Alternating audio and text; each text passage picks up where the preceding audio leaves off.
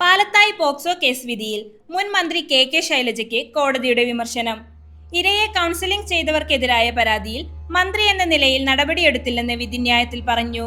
കൗൺസിലർമാർ പെൺകുട്ടിയോട് മോശമായി പെരുമാറിയത് ചൂണ്ടിക്കാട്ടി അതിജീവിതയുടെ മാതാവ് നൽകിയ പരാതിയിൽ കെ ശൈലജ നടപടിയെടുത്തില്ല. അതിജീവിതയോട് അപമര്യാദയായി പെരുമാറിയ കൗൺസിലർമാരെ പിരിച്ചുവിടണമെന്നും വിധിന്യായത്തിൽ പറയുന്നുണ്ട്.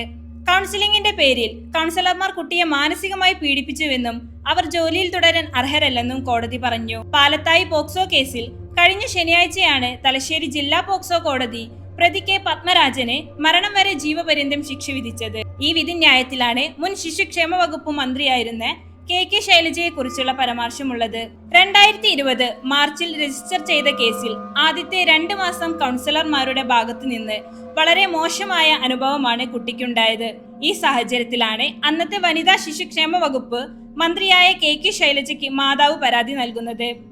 കൗൺസിലർമാരുടെ അടുത്തുനിന്ന് കടുത്ത മാനസിക പീഡനങ്ങളാണ് കുട്ടി അനുഭവിച്ചതെന്ന് പരാതിയിൽ പറയുന്നു. ഈ പരാതിയിൽ മുൻ മന്ത്രി കെ ശൈലജ ഒരു നടപടിയും സ്വീകരിക്കാത്തതാണ് കോടതിയുടെ വിധിന്യായത്തിൽ വ്യക്തമാക്കുന്നത്.